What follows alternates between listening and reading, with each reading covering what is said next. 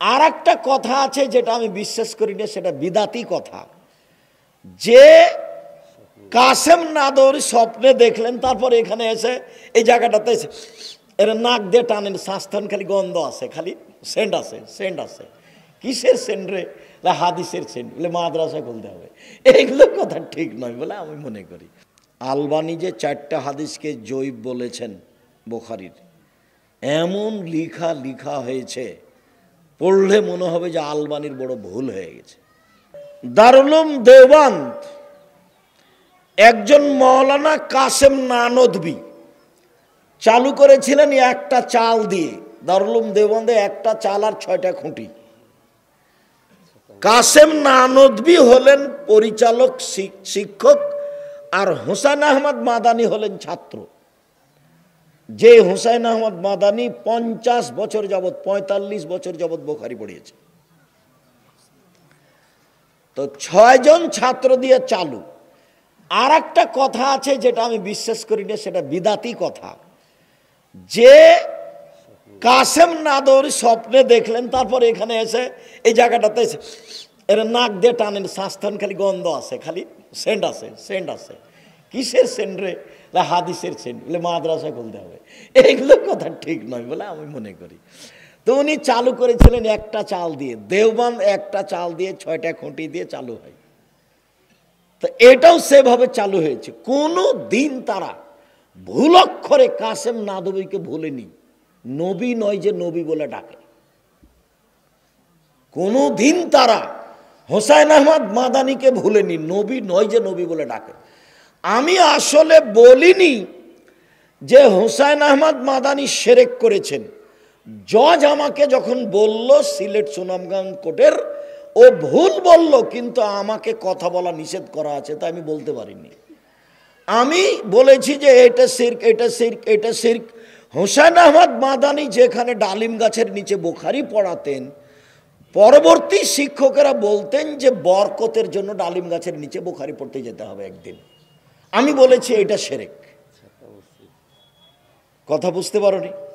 আমি বলিনি যে হুসাইন আহমদ মাদানী মুশরিক, এ কথা আমি বলিনি। আমি বলেছি যে হুসাইন আহমদ মাদানী ডালিম গাছের নিচে বুখারী পড়াতেন, পরবর্তীতে যেসব বিদ্বানেরা বলেছেন যে বরকতের জন্য একদিন কোথায় বুখারী পড়াতে যেতে হবে?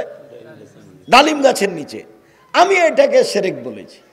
তো জজ আমাকে বলছে, ছাত্তা মসজিদের ওখানে জজ আমাকে বলছেন যে আপনি বলেছেন হুসাইন আহমদ মাদানী মুশরিক। তা আমি কেউ এখন তার বলতে পারি না যে না, আপনি ভুল বলছেন। কেননা উকিল আমাকে বলেছে যা বলবেন মুখ খুলবেন না, যা বলবে খালি আপনি শুনবেন। এদের নাম জজ, হাকিম। হাকিম নড়ে তো হুকুম নড়ে না, একটা ঘটে যেতে পারে। তো তারা কোনোদিন স্মরণে তাদেরকে ভুলেনি।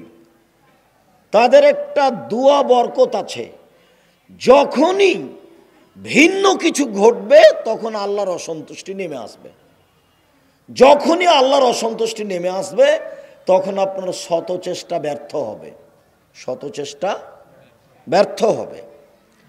আর আরেকটা কথা, যে কাজের জন্য লাগে অধিকার। যেমন আমরা তব ভাইয়ের ছেলেকে পূর্ণ অধিকার দিয়ে রেখেছি, বাবা তুমি প্রতিষ্ঠানটা দেখো, ভাবো, চিন্তা ভাবনা করো, প্রতিষ্ঠান ভালোভাবে গড়তেই হবে। তো স্বাধীনতাই চেয়েছে মুসা আলাইহিস সালাম ফেরাউনের কাছে গিয়ে। স্বাধীনতার খুব দাম। একবারও বলেননি মুসা ফেরাউনকে যে ইসলাম কবুল করে, ইসলাম গ্রহণ করেন। বলেন এক আল্লাহ, বলেন এক আল্লাহ, এ কথা মুসা বলেননি। দেখেন 1 মিনিট বলি, এই চলো এক, চুপ থাকো। মুসা আলাইহিস সালাম আল্লাহ যখন মুসাকে বললেন যে ফেরাউনের কাছে যান আপনি, তো মুসা বললেন যে আমি সাবলীল ভাষায় ভালো করে কথা বলতে পারি না। তখন আল্লাহ বললেন যে আমি ওটা ঠিক করে দিচ্ছি, আপনি বলেন রব্বি ইশরাহ লি সাদরি ওয়া ইয়াসসির লি আমরি ওয়াহলুল উকদাতাম মিন লিসানি ইয়াফকাহু কাওলি। যেতে হবে, যান, আমি ওটা ঠিক করছি। তখন মুসা আলাইহিস সালাম বলছেন, দেখেন ফেরাউনের পক্ষ থেকে আমার উপরে একটা হত্যার অভিযোগ আছে, আমি কিন্তু এক থাপ্পড় দিয়ে একটা মানুষ মেরে পালিয়ে এসেছি, ও কিন্তু আমাকে মারবে। তখন আল্লাহ বলছেন যে ঠিক আছে, আমি আপনার সাথে আছি, আমি আপনার সাথে আছি। তো মুসা আলাইহিস সালাম বলছেন, না আমি একাই যেতে পারবো না, আমার ভয় হচ্ছে। এরপরেও কি হবে তাহলে? বলে আমার ভাইকে সাথে দেন। ঠিক আছে, দিলাম।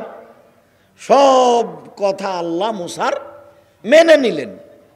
এইবার দুইজন চলে এসেছেন ফেরাউনের কাছে, ফেরাউনা ফাকুলা, দুইজন এসে বলছেন, ইন্না রাসূল রাব্বিল আলামিন, আমরা হচ্ছি বিশ্বজগতের প্রতিপালকের পক্ষ থেকে রাসূল, আন আরসেল মানা বানি ইসরাইলা, বানি ইসরাইল আপনাদের দাস দাসী হিসাবে আছে, ছেড়ে দেন।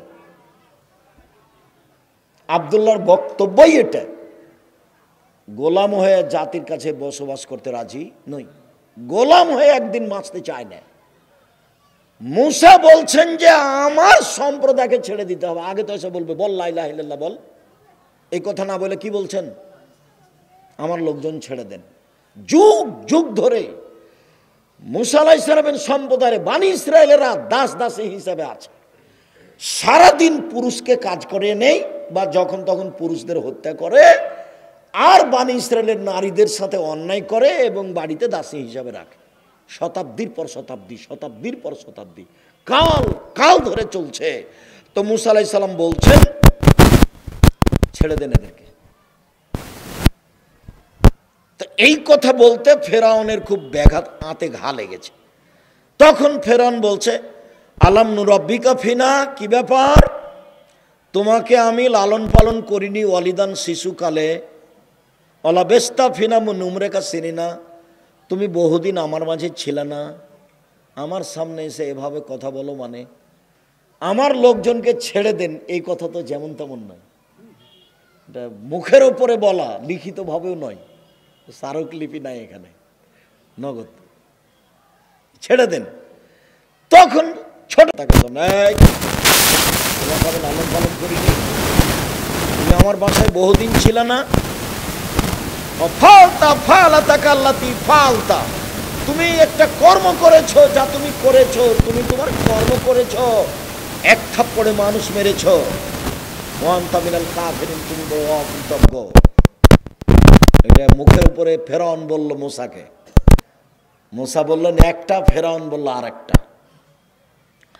তো এইবার মুসা বলছেন যে কালা ফাল তুহা এদাউয়ানা মিনাল দলিন, হ্যাঁ আমি এক থাপড় দিয়ে মানুষ মেরেছি, তখন আমি ভ্রান্ত পথে ছিলাম। ফারাত্ত মিনকুম, তোমার ভয়ে আমি দেশ ছেড়েছি। লাম্মা খিফতুকুম, যখন তোমার আশঙ্কা তোমাকে মারবা। ফওয়াহাব আলী রব্বি হুকমান, আমার প্রতিপালক আমাকে জ্ঞানে গুণে পূর্ণ করেছেন। ওয়াজালানি মিনাল মুসলিম মুরসালিন, আমাকে নবী করেছেন। তিলকা নিয়ামাতুন তামুন্নুহা, আর এই যে তুমি বললে ছোট থেকে লালন পালন করেছি, এই করেছি, তুমি আমার প্রতি অনুগ্রহ করেছ, অনুগ্রহ করে তুমি খোটা দিয়েছ। আনাবাত্তা বানি ইসরাইলা, এই সুবাদে তুমি বানি ইসরাইলকে দাস দাসীতে পরিণত করেছ, তুমি বড় উদ্ধত স্বৈরাচার সীমা লঙ্ঘন করেছ। এটা মুসা আলাইহিস সালাম বললেন। যখন বললেন যে তুমি উদ্ধত স্বৈরাচার সীমা লঙ্ঘন করেছ, তখন ফেরাউন হত্যার সিদ্ধান্ত নিল। যা হলো হলো। তো কাজের জন্য স্বাধীনতা লাগে, আর একজন যদি এসে হাত খেলায় তাহলে সেই কাজ কখনো সুন্দর হবে না। প্রত্যেকটা মানুষ যারা কিছু করতে চায় তারা যেন জাতির কাছে স্বাধীনতা নেয়। স্বাধীনতা না থাকলে কিছু করতে পারবে না। এটা এক। প্রথমত ভুল কিছু করলে আল্লাহ অসন্তুষ্ট হলে একটাও টিকবে না। দুই, সূরা ইউসুফে আছে যে যখন ইউসুফ আলাইহিস সালামের কাছে সরকারিভাবে লোক পাঠানো হলো যে আপনাকে সরকার ডেকে পাঠিয়েছে আর আপনাকে জেলে থাকতে হবে না, তখন ইউসুফ আলাইহিস সালাম বললেন, না আমি জেল থেকে বের হব না যতক্ষণ পর্যন্ত জুলাইখা জাতির সামনে না বলেছে যে অন্যায় আমি করেছি, ইউসুফ করেনি। জুলাইখাকে জাতির সামনে কি বলতে হবে? অন্যায় আমি করেছি, ইউসুফ করেনি। তো আমাদের নবী তো যা বললেন যে ইউসুফের ধৈর্য আমার চেয়ে কত বেশি, যে ও বলছে যে আমি জেল থেকে বের হব না। আমি যদি থাকতাম তাহলে লোকজনকে বলতাম চলো চলো চলো আমাকে বের করে নিয়ে চলো, সরকারের কাছে যাই। আমাদের নবী মোহাম্মদ সাল্লাল্লাহু আলাইহি ওয়াসাল্লাম বলছেন। তো ইউসুফ তো বের হলেন না। তো ইউসুফ এখন বলছেন যে কেন আমি বের হলাম না? লেলাম আন্নিল্লাম এখনো বিল গাইবে। জুলাইখার স্বামীকে জানতে হবে আমি তার অজান্তে বিশ্বাসঘাতকতা করিনি। আমি জুলাইখার স্বামী আমাকে এখানে থাকতে দিয়েছে, খেতে দিয়েছে।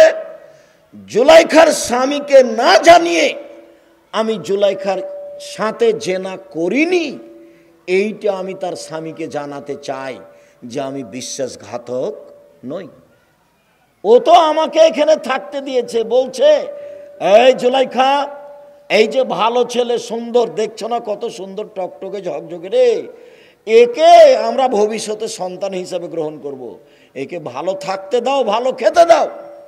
তো এখন ভালো খাচ্ছেন, ভালো থাকছেন, এই সুবাদে আমি তার স্ত্রী জুলাইখার সাথে অন্যায় করব, এটা আমি করিনি। আমি বিশ্বাসঘাতক নই।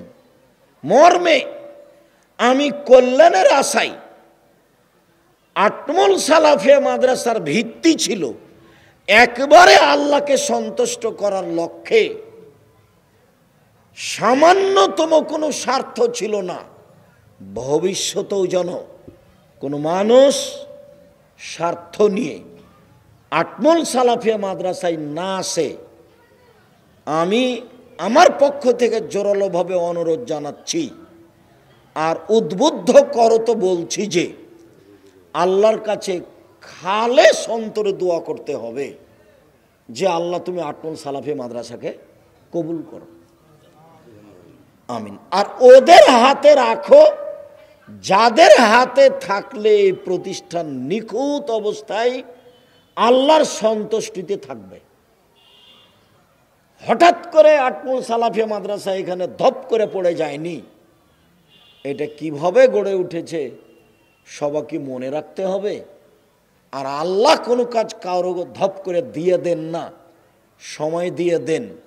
দীর্ঘ সময় ধরে আল্লাহর সন্তুষ্টিতেই যারা চেষ্টা চালিয়েছে তারা এ পর্যন্ত নিয়ে এসেছে। যারা চেষ্টা চালাচ্ছে তারা অনেক পর্যায়ে পৌঁছে দিয়েছে, ভবিষ্যতে আরও ভালো থেকে ভালো পর্যায়ে পৌঁছানোর চেষ্টা করছে, করবে ইনশাআল্লাহ। সাহাবী মানে নবীকে নগদ দেখে অনুসরী যিনি, আর তাবেই মানে সাহাবীকে দেখে থেকে অনুসরী যিনি, আর তাবেই মানে তাবেইকে দেখে চলেছেন যিনি। তো অত্র হাদিসে 5 জন রাবি আছে বর্ণনাকারী, তার 4 জনই হলেন তাবেই, আর একজন তাবেই না সাহাবী তা নিয়ে মতভেদ আছে। আব্দুল্লাহ মিন্নাতুল বারিতে তাবেই নয় এটাই চূড়ান্ত সিদ্ধান্ত দিয়েছে। খুব তথ্যবহুল আলোচনা মিন্নাতুল বারি, বুখারীর ব্যাখ্যা, একবারে ভিন্ন ধরনের তথ্যবহুল আলোচনা। আলবানি যে 4টা হাদিসকে জয়ীফ বলেছেন বুখারীর, এমন লিখা হয়েছে পড়লে মনে হবে যে আলবানির বড় ভুল হয়ে গেছে, এরকম মনে হবে। তো আলকা বিন ওয়াক্কাস আল-লাইসি বিচক্ষণ রাবি, রাবিদের ব্যাপারে মোটামুটি কথা শেষ করলাম। তারপরে হলো ইন্নামাল আমালু বিন্নিয়াত। ইন্নামাল আমালু বিন্নিয়াত এই হাদিসটি ইমাম বুখারী কেন নিয়ে আসলেন? আলোচনা তো ওহীর, তো এখানে তো ওহীর কোনো কথা নেই, যার কারণে একচাটিয়া বিদ্বানগণ বলতে চেয়েছেন যে ছাত্র শিক্ষক সবাই যেন নিয়তটা ঠিক করে নেয়। পড়তে পড়তে কয়দিন পরে একজন বলছে গার্মেন্টসের চাকরি নিবি, বেতন 30,000। তখন বলছে যে বোখারির দার্স থাক, গার্মেন্টসে যাই, টাকা। তো বাপ মা মিলে সিদ্ধান্ত নিয়েছে যে চল রে, ছেলেটা 3টে তো পার হয়ে গেছে, দুনিয়ার বদ, একটা ভালো আটমূল মাদ্রাসায় দিই। তো আটমূল মাদ্রাসায় দিয়েছে।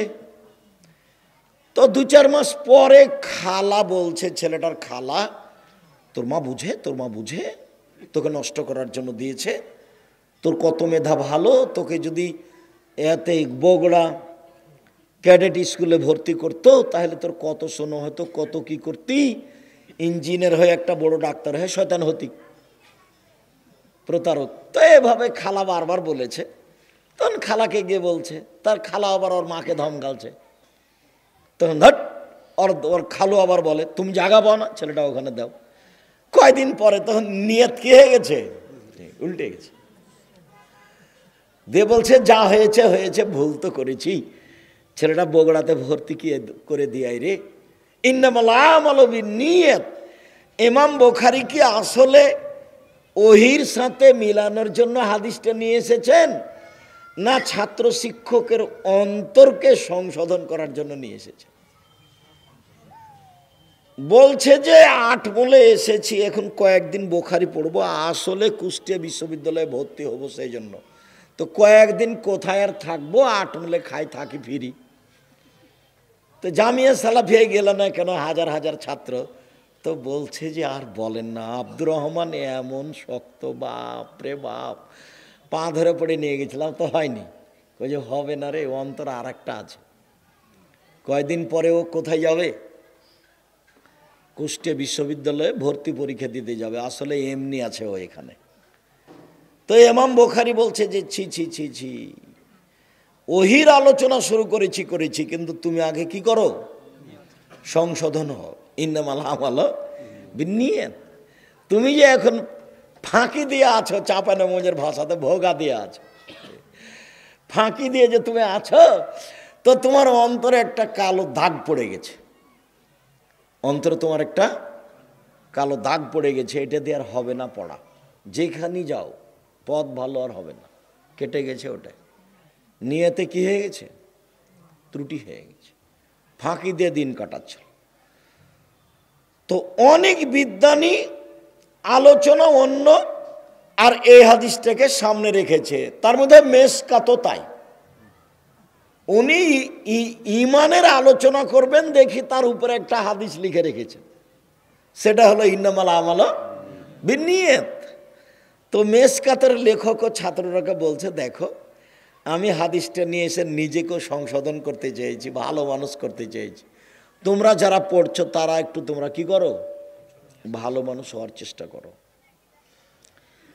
নিয়তে ত্রুটি থাকলে সব যাবে, নিয়তে ত্রুটি থাকলে মিথ্যার আশ্রয় নেওয়া লাগবে, আর মিথ্যা যখন ঢোকে যাবে তখন আর সেটা ভালো থাকবে না।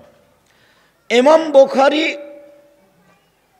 ওহী দিয়ে আলোচনা শুরু করেছেন আর তাওহীদ দিয়ে আলোচনা শেষ করেছেন। ওহী দিয়ে আলোচনা শুরু করেছেন আর তাওহীদ দিয়ে আলোচনা শেষ করেছেন। কেন এভাবে করলেন? ওহী দিয়ে আলোচনা শুরু করে বললেন, পৃথিবীর মানুষ জীবনটা কাটাও ওহী অনুযায়ী, আর শেষটা যেন তাওহীদ টিকে থাকে, লা ইলাহা ইল্লাল্লাহ। যদি লা ইলাহা ইল্লাল্লাহ না টিকে তো ওহী গেছে, ওহী গেছে। তো এতদিন তো আমল করলে ওহী অনুযায়ী, তো শেষেরটা যেন তাওহীদের উপরে থাকে। মান কানা আখিরু কালামি লা ইলাহা ইল্লাল্লাহ ফাদাখালাল জান্নাহ। কারো যদি বাক্য হয় শেষ কালেমা লা ইলাহা ইল্লাল্লাহ, তো সে জান্নাতে চলে গেছে, তাহলে তাওহীদ আছে। সেই জন্য ইমাম বুখারী ওহী দিয়ে আলোচনা শুরু করলেন আর তাওহীদ দিয়ে শেষ করলেন। কেন? ওহী হলো অন্তরের বিষয়, ওহী হলো অন্তরের বিষয়। আর তাওহীদ হলো বাস্তবতার বিষয়। ওকে বলতে হবে লা ইলাহা ইল্লাল্লাহ। অন্তরে ত্রুটি থাকলে ওহি কেটে যাবে। সেই জন্য ইমাম বুখারী ওহি দিয়ে শুরু করেছেন আর তাওহীদ দিয়ে শেষ করেছেন। ইমাম বুখারী ওহি দিয়ে শুরু করে বলেছেন, দেখো যার যত নিয়ত ভালো তার তত আমলের ওজন ভালো। তাই ওহি দিয়ে শুরু করে ওজন দিয়ে শেষ করেছেন, তাওহীদ দিয়ে শুরু করে ওজন দিয়ে শেষ করেছেন। শেষ হাদিসটা কিসের? কালিমাতানে সাকিলাতানে খাফিফাতানে ফিল মিজানে, দাড়ি পাল্লা দিয়ে করেছেন। তার মানে যার নিয়ত যত ভালো তার দাড়ি পাল্লাতে নেকি তত ভারী, তত ভালো।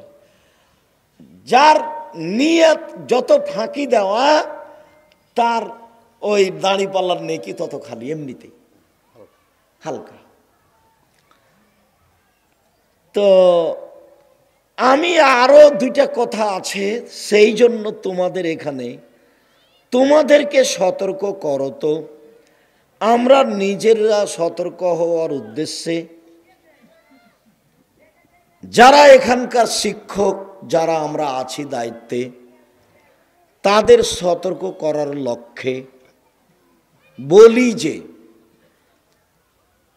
অবশ্যই নিয়ত সংশোধন করে কাজ করতে হবে।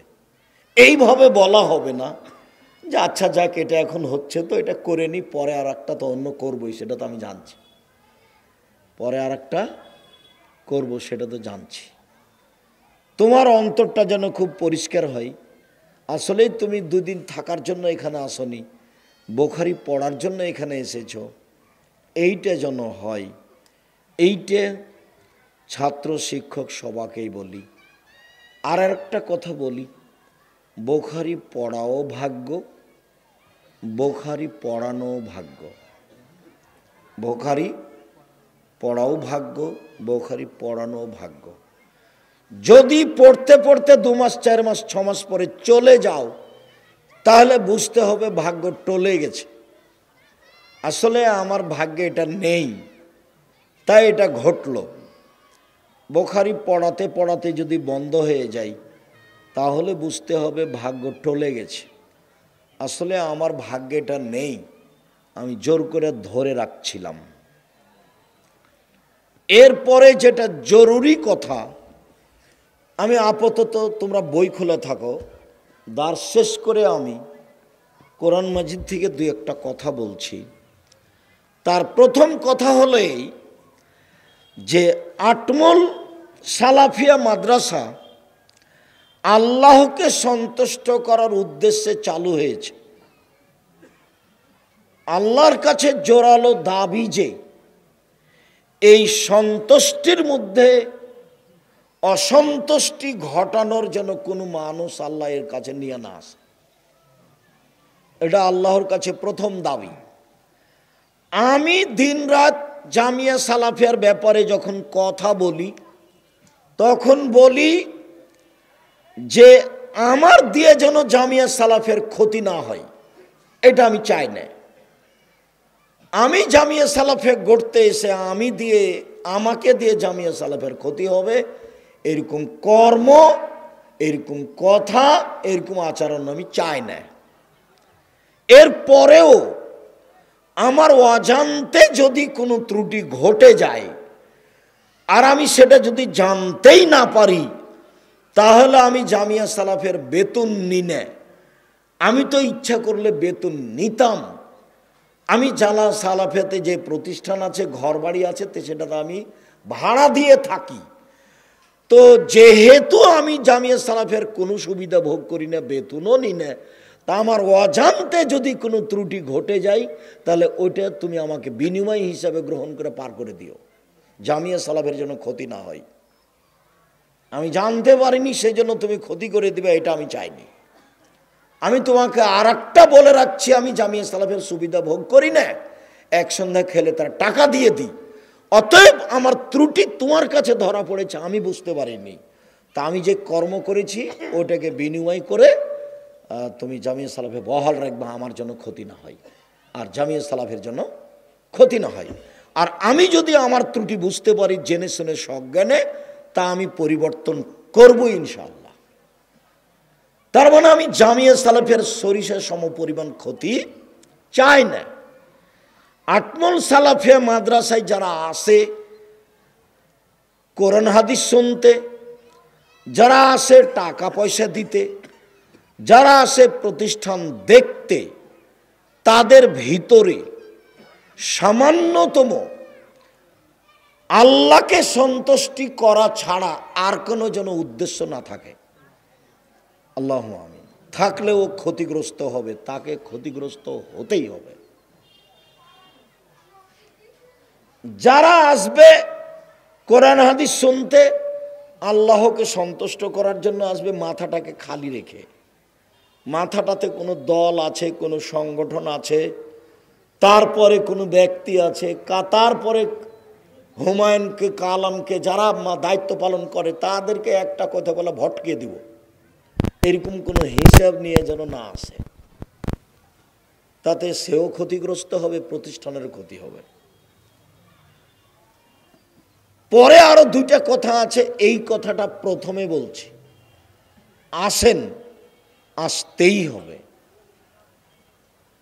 আটমলে এই মাদ্রাসা, আটমল সহ এতদা অঞ্চলের যত লোকজন আছে সবাইকেই দেখতে হবে, দেখতেই হবে। মাথায় শুধু কাকে সন্তুষ্ট করা থাকতে হবে? আল্লাহকে।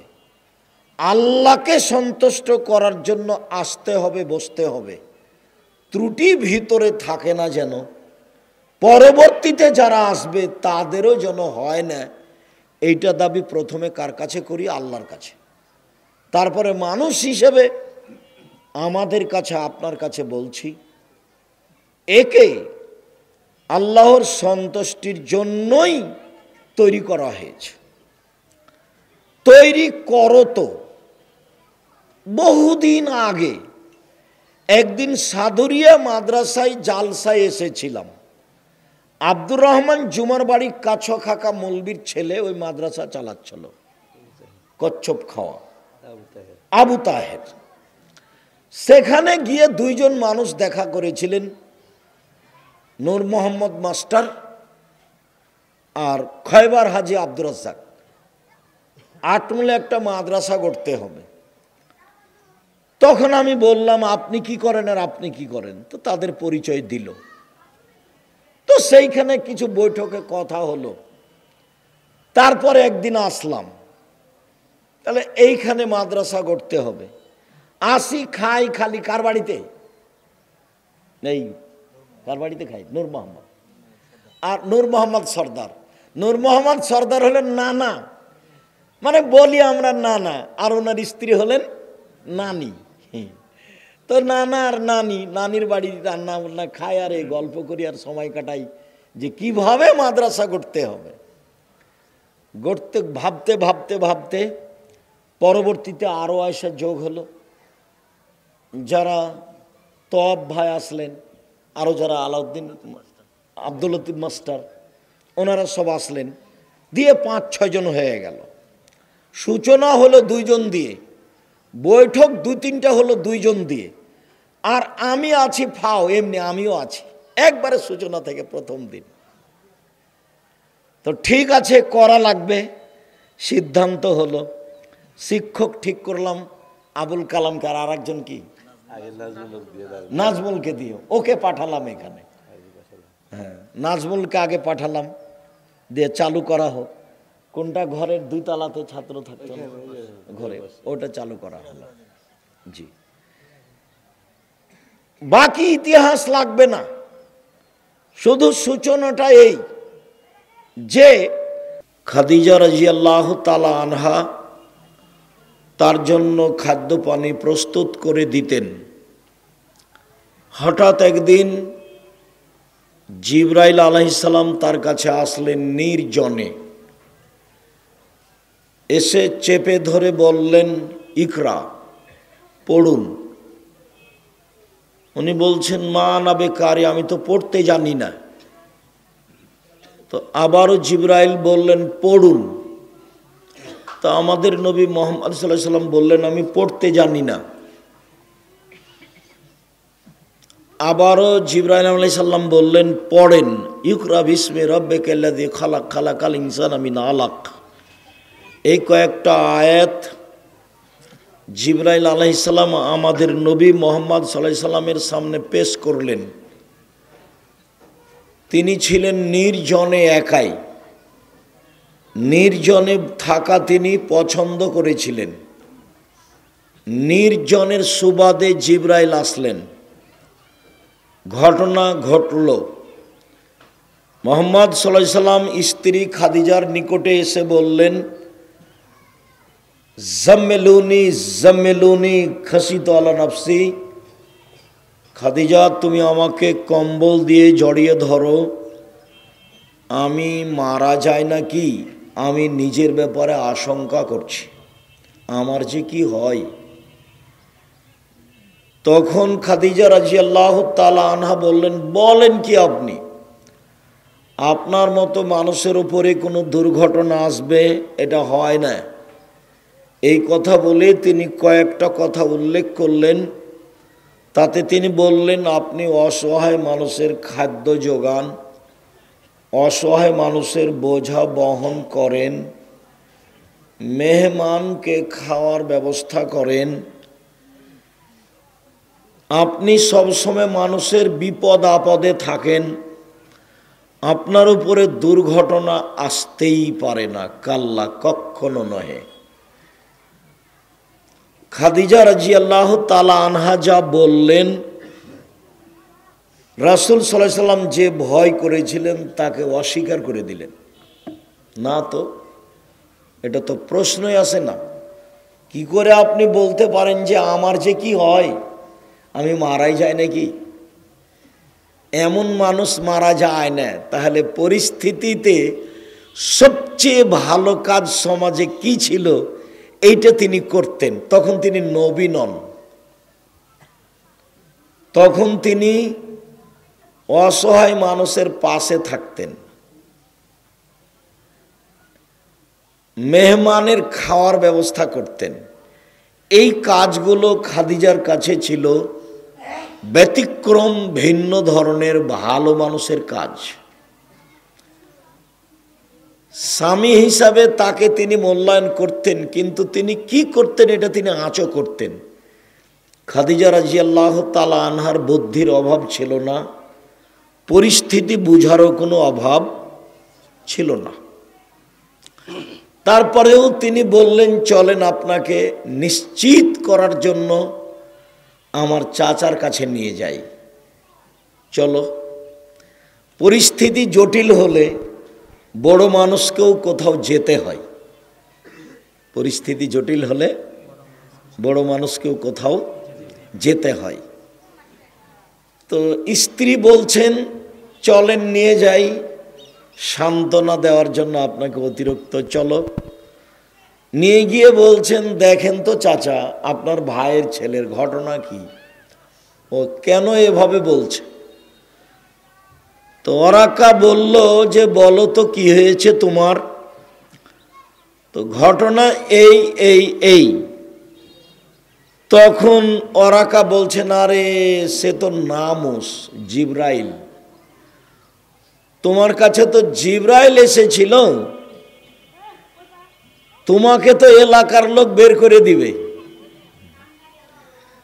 তো তখন তিনি বলছেন অমুক রেজিয়ে আমাকে বের করে দেওয়া হবে, আমার চাচা চাচি গ্রামবাসী আমাকে কত ভালোবাসে তা হিসাবে নিয়ে আসা যাবে না, তারা আমাকে বের করে দিবে মানে, এই কথা আমি বুঝে নিতে পারছি না।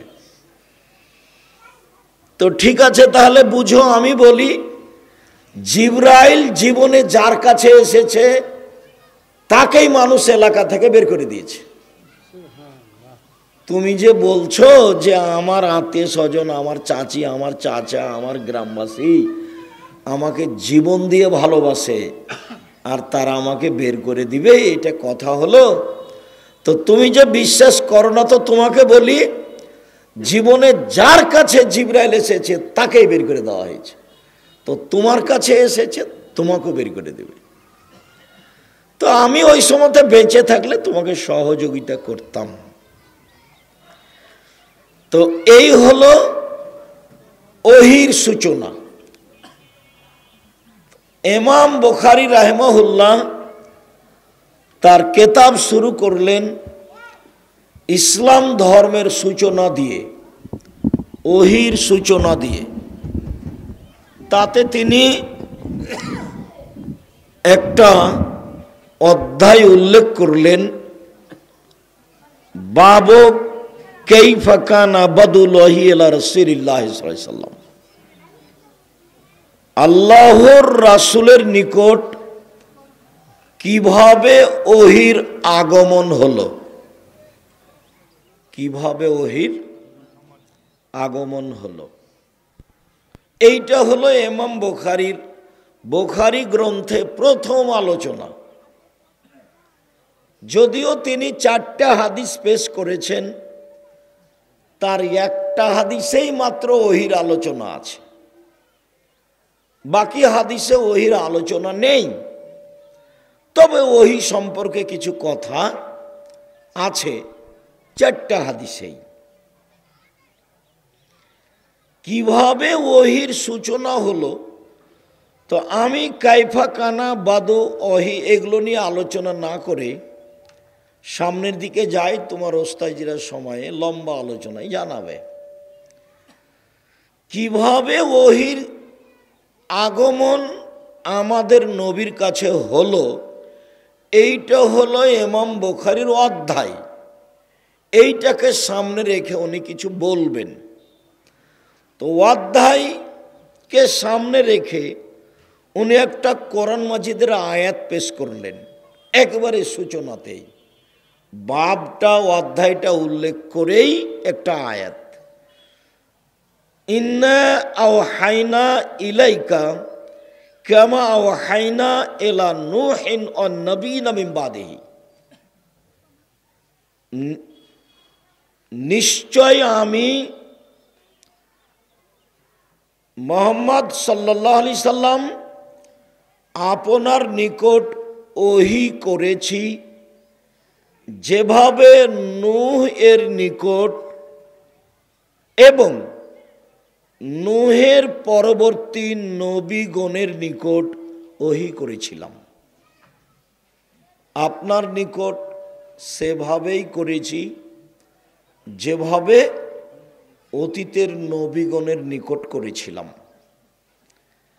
প্রথমত ইমাম বুখারী বলতে চাইলেন যে অতীতের নবীগণের কাছে যেইগুলো ছিল সেইগুলো হাদিসের মতোই কথা ছিল, বা নবীর কথাগুলি অতীতের নবীর কেতাবের মাধ্যমে জিবরাইলের মাধ্যমে যা এসেছে তেমনি। এখানে ইমাম বুখারী ওহী মাতলুর আলোচনা করতে চাননি, যেগুলো জিবরাইল সরাসরি পড়েন, যার নাম কোরআন মাজিদ। এইটা ইমাম বুখারী এখানে বলতে চাননি, কেননা ইমাম বুখারীর উদ্দেশ্য কোরআন মাজিদ নিয়ে আলোচনা করা নয়। ইমাম বুখারীর লক্ষ্য উদ্দেশ্য হলো হাদিস নিয়ে আলোচনা করা। তো হাদিস নিয়ে যে আলোচনা করবেন, তো হাদিসের কথা বলবেন, অতীতের কোনো হাদিস দেখাবেন এখানে, তা না দেখিয়ে কি দেখিয়েছেন, একটা আয়াত দেখিয়েছেন। প্রথমে আয়াত দেখিয়ে বলেছেন যে অতীতের নবীর কথাগুলো ছিল ওহী হাদিস, আমার নবীর কাছে যেগুলো হাদিস হিসেবে এসেছে সেগুলো আল্লাহর বাণী, জিবরাইলের মাধ্যমে নবী বলেছে। তবে জিবরাইল এসে পড়েননি, তেলাওয়াত নয়। তো হাদিসের মান নবীর, আমাদের নবীর যে হাদিসের মান, অতীতের নবীগণের কথারও সেই মান। অতীতের নবীগণের ওহির মান যা ছিল আমাদের নবীর হাদিসের মান সেটাই।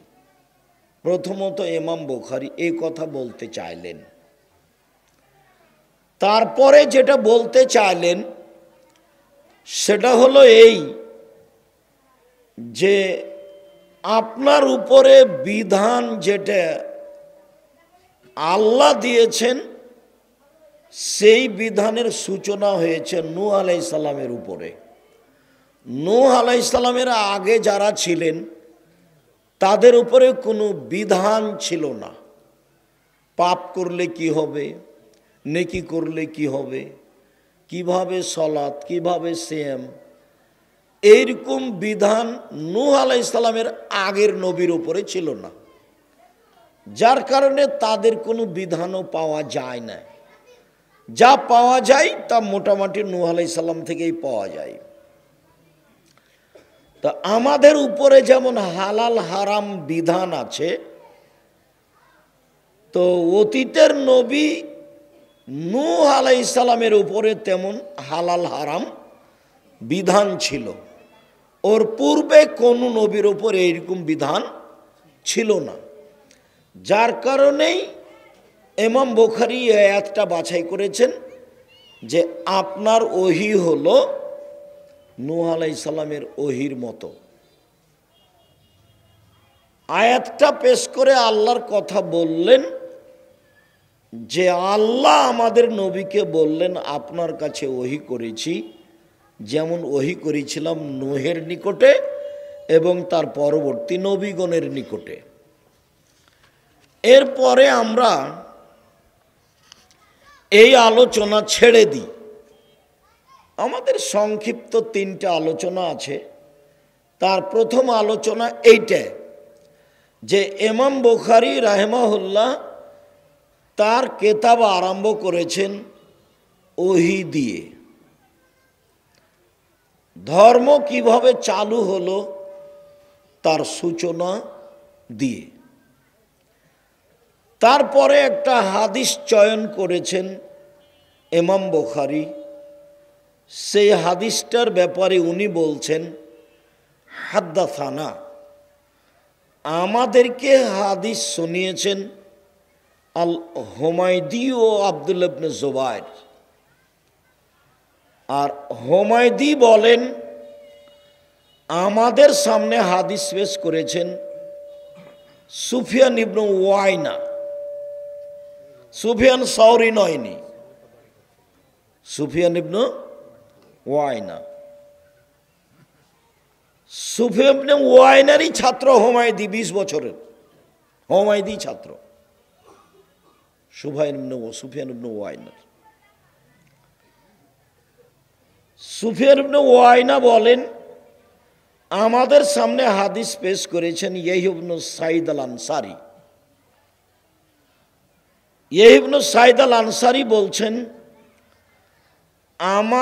আমাকে বলেছেন মুহাম্মদ ইবনে ইব্রাহিম আত-তাইমি। শুধু আমাকে বলেছেন, এ হলো গরিব, এ হলো হাদিস গরিব। আমাকে বলেছেন মুহাম্মদ ইবনে ইব্রাহিম আত-তাইমি। মুহাম্মদ ইবনে ইব্রাহিম আত-তাইমি বলেন যে তিনি নিজে আলকাম ইবনে ওয়াক্কাস থেকে শুনেছেন, এটাও গরিব। আলকামা ইবনে ওয়াক্কাস আল-লাইসি বলেন আমি উমর ইবনে খাত্তাবকে বলতে শুনেছি। এবার সাহাবীর কাছে চলে গেলেন। উমর ইবনুল খাত্তাব বলেন মিম্বারের উপরে বক্তব্য দিতে গিয়ে, মিম্বারে উঠে বক্তব্য দিচ্ছিলেন, তখন তিনি বক্তব্যের কোনো এক পর্যায়ে বললেন যে সামাইতু রাসূলুল্লাহ সাল্লাল্লাহু আলাইহি ওয়াসাল্লাম ইয়াকুল, আমি আল্লাহর নবীকে বলতে শুনেছি। তিনি বলছিলেন ইন্নামাল আমালু বিন্নিয়াত, নিশ্চয় মানুষের কর্ম নির্ভর করে তার নিয়তের উপর। আপ ভালো তো জগৎ ভালো, নিয়ত ভালো তো সব ভালো। এখানেই আটকা পড়েছিল আটমুল মাদ্রাসার কিছু লোক যারা আশেপাশে থাকে। কেন কিভাবে তা আমার জানা নাই, জানা আমার প্রয়োজনও নেই। ইন্নামাল আমালু বিন্নিয়াত, মানুষের আমল নির্ভর করে কিসের উপরে? নিয়তের উপরে। নিয়ত ভালো তো সব ভালো, নিয়ত খারাপ তো সব খারাপ।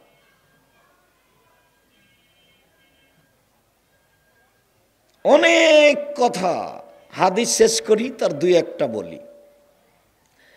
অইন্নামা লেকুল্লি ইমরিন মানাওয়া, নিশ্চয় মানুষ সেটাই পায় যা নিয়ত করে, যার ইচ্ছা করে। নিয়ত শব্দটা মানুষ ভালোই বুঝে, রাখাল কিষান সবাই বুঝে। ওরাও বলে যে তোর নিয়তই খারাপ রে, তোর মাকসাদই খারাপ। দুটোই আরবি, কিন্তু মানুষে বুঝে যে তোর নিয়ত খুব ভালো, তোর ভাগ্য ভালো।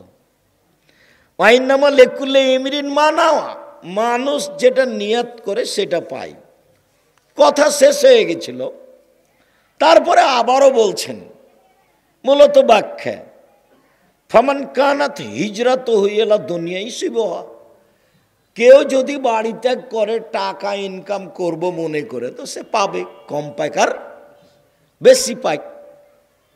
আও এলা এমরাতি নেনকে হওয়া, কেউ যদি বাড়ি ত্যাগ করে কোনো মেয়েকে বিবাহ করব বলে, তো সেটা সে পাবে। তাহলে একটা মেয়েকে বিবাহ করার কথাটা এই বাক্যে আসা কেমন হয়, মানে কেমন লাগে যেন। তো এই ঘটনা একটা এরই সাথে আছে। ঘটনা একটা, মক্কা থেকে লোক চলে গেছিল মদিনা একটা মেয়েকে বিবাহ করার জন্য। সে লোক রাসূলের কাছে যে ইসলাম গ্রহণ করে, তখন ওই কথাটা এরই সাথে জমা ধরে গেছে। তো ফাই হিজরাত হিলা মা হাজারা ইলাইহি, অতএব মানুষের যেদিকে হিজরত হয়, বাড়ি ত্যাগ করা হয়, সেটাই সে পায়। ইব্রাহিম আলাইহিস সালাম বলছেন, আমি আমার প্রতিপালকের উদ্দেশ্যে দেশ ত্যাগ করলাম, মানে আর আমি ইরাকে থাকব না, ইরাকে আর আমি থাকব না। ইরাকের লোক আমাকে আগুন দিয়ে জ্বালিয়ে দিতে চায়, তো আমি এখন হিজরত করব, দেশ ত্যাগ করব, থাকবই না দেশে। তো এখনই চলে যাবেন উনি ফিলিস্তিন, ইরাক ত্যাগ করে।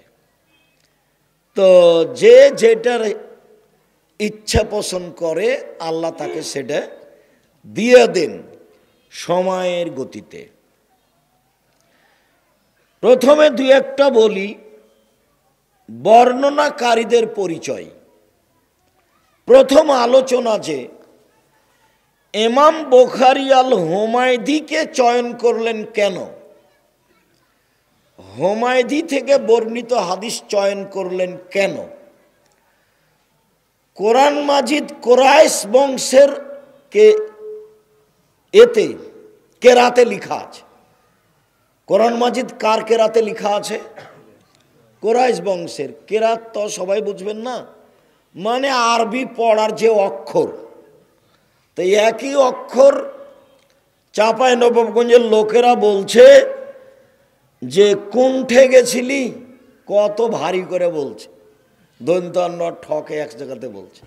আর বগুড়ার বলছে যে কুথে গেছিলি বা কৃষক গেছিলি, ওকে হালকা করে দিয়েছে, অক্ষরই নাই। ওরা অক্ষর বেশি করেছে আর এরা অক্ষর কমিয়ে দিয়েছে। তো ওটাও বাংলা ভাষা, এটাও বাংলা ভাষা। তো এইরকমভাবে সৌদি আরবের বহু বংশ ছিল, যারা অনেক সময় উচ্চারণে একজন সিন উচ্চারণ করলে আর একজন ওই জায়গাতে সিন না করে সদ করেছে। একজন কেউ করেছে, তো ওই জায়গাতে আর একজন আর এক বংশ কি করেছে, আইন উচ্চারণ করেছে। তো এইভাবে 7টা ভাষা হয়ে গেছে কোরআন মাজিদ যেভাবে অবতীর্ণ হয়েছে তাতে।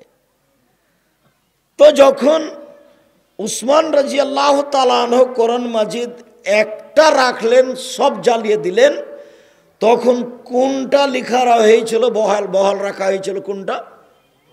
কোরাইশেরটা। কেন? মুহাম্মদ সাল্লাল্লাহু আলাইহি সাল্লাম হচ্ছেন কোরাইশের, অতএব এ বংশের কেরাতটাই কি করা হোক, বহাল রাখা হোক। ওরা যেখানে হামজা পড়েছে হামজা থাকবে, কেউ যদি আইন পড়ে থাকে তো হবে না। ওরা যেখানে সিন পড়েছে সিন থাকবে, কেউ যদি সদ পড়ে থাকে তো সেটা হবে না। ওরা যদি জয় পড়েছে তো সেটা জয়ই থাকবে, অন্যরা সেখানে কেউ ত পড়েছে তো ওটা নিবে না। এখন কোরআন মাজিদ যেটা আছে সেটা কাদের আছে? কোরাইশদের। বাকিগুলো জ্বালিয়ে দেওয়া হয়েছে আগুন দিয়ে। তো ইমাম বুখারী বলছেন যে অত্র হাদিসে 5 জন রাবি আছে, 2 জন হলো মদিনার আর মক্কার, আর 3 জন হলো মদিনার। প্রথম 2 জন হলেন মক্কার, আর শেষের 3 জন হলেন মদিনার। তো হুমায়দি মক্কার এবং কোরাইশের। হুমায়দি হচ্ছেন মক্কার বাসিন্দা এবং কোরাইশ বংশের। তো সব সময় ইমাম বুখারীর খালি লক্ষ্যটা থাকে চূড়ান্ত সঠিকটা গ্রহণ করার, চূড়ান্ত সঠিক যেটা, সূত্র যেখানে হোক না কেন চূড়ান্ত সঠিক যেটা। একটা কথা তোমাদের মনে রাখি, কোন কোন হাদিস বুখারীতে 36 থেকে 40 বার এসেছে। তো যতবার এসেছে ততবার শব্দ পরিবর্তন আছে। এটা হলো ইমাম বুখারীর ব্যতিক্রম দক্ষতা, মানে একই শব্দ দিয়ে তিনি বারবার আনেননি। আর এই ইন্নামাল আমালু বিন্নিয়াত এই হাদিসটা 6 বার এসেছে। এই হাদিসটা বুখারীতে 6 বার এসেছে। তবে এর চেয়ে বেশি শব্দ এসেছে অন্য অন্য কোনো জায়গায়, এখানে কিছু শব্দ বিলুপ্ত আছে। তো হাদিস শাস্ত্র যেটা কোরাইশ বংশের সে লোক দিয়ে তিনি গ্রহণ করেছেন এবং মক্কার। তারপরে হুমায়দি আব্দুল্লাহ ইবনে জুবায়ের সবার পরিচিত মানুষ। ৭৫টি হাদিস ইমাম বুখারী গ্রহণ করেছেন হুমায়দি থেকে। তারপরে হলেন সুফিয়ান ইবনে ওয়াইনা, একজন আছেন সুফিয়ান সৌরি, আর একজন আছেন সুফিয়ান ইবনে ওয়াইনা। দুইজনই খুব বড় বড় বিদ্বান। তবে সুফিয়ান সৌরি কিছু মাযহাব অবলম্বন করেন, যেটা তিরমিজিতে বিস্তারিত সময়ে সময়ে পাওয়া যাবে। তিরমিজি বড় শাইখ দিয়ে পড়াতে হয়। তিরমিজির লেখক ব্যতিক্রম মহাদ্দেশ পৃথিবীর, সারা দুনিয়া ওর মধ্যে ঢুকে রেখেছে। তো সুফিয়ান সৌরিরই ছাত্র হচ্ছেন হুমায়দি, যিনি 1 নম্বরে আছেন। এনারা দুইজনই মক্কার মানুষ। তারপরে হলেন ইয়াহইয়া ইবনে সাঈদ আল আনসারী। ইয়াহইয়া ইবনে সাঈদ আল আনসারী মদিনার মানুষ। তার বিদ্যা বুদ্ধিতে কোনো প্রকার সন্দেহ বা কারো আপত্তি নেই। আপত্তি নেই কথাতে একটা চট করে কথা মনে পড়লো, বলে রাখি তোমাদের। বর্ণনাকারীদের কোনো চরিত্র, কারো যদি এমন কোনো চরিত্র প্রমাণ পেয়েছে যে স্টলে বসে চা খেতে থেকেছে, মানুষের সাথে বসে চা খেয়েছে, এটাকে বলা হয় খেলাফুল মরুয়াত, ভদ্রতা বিরোধী কর্ম। এইরকম আচরণ যদি কোনো বিদ্বানের থেকেছে, ইমাম বুখারী তার হাদিস নেননি। ভদ্রতা বিরোধী কর্ম। হাদিস পড়ান যিনি, তিনি এখানে স্টলে বসে চা খাবেন, এই শিষ্টাচার, এই অভ্যাস, এই আচরণ তাকে ছাড়তেই হবে। জামিয়া সালাফিয়ার ভিতরে চায়ের স্টল আছে, সব কিছু আছে। আমাকে ওই পাশ দিয়ে গেলে বসতে বলে, তেমন দেখো ফাঁকি দিয়ে চা বিক্রি করিও না, এটা বলতে এসেছি। কেউ অভিযোগ করলে এখানে থাকতে পাবা না। আমি তোমার চায়ের স্টলে বসে চা খাবো, এই জন্য আমি আসিনি। তাকে বলা হয় খেলাফুল মরুয়াত, ভদ্রতা বিরোধী কর্ম। 5 জন বর্ণনাকারী আছে অত্র হাদিসে। কারো ব্যাপারে কোনো প্রকার ভুলে যাওয়া, কোনো দোষ ত্রুটি, ভদ্রতা বিরোধী আচরণ, মানুষের সাথে লেনদেনে মিথ্যা, গ্রামবাসী তার উপরে মিথ্যা আরোপ করেছে, কেউ খারাপ মন্তব্য করেছে, এরকম কোনো প্রমাণ নেই। তারপরে হলেন মোহাম্মদ ইবনে ইব্রাহিম আত-তাইমি আর আলকামা ইবনে ওয়াক্কাস, খুব বিচক্ষণ মানুষ, ফকিহ, কোরআন হাদিসের সারমর্ম কি তা খুব ভালো বুঝতেন। তো তিনি সাহাবী না তাবেঈ, এই নিয়ে বিদ্বানদের দুই মত আছে। আগেরগুলো সবাই তাবেঈ, হুমায়দি থেকে শুরু করে 4 জন সবাই তাবেঈ। তাবেঈ মানে সাহাবীদের অনুসারী যিনি, আর সাহাবী মানে নবীকে নগদ দেখে অনুসারী যিনি।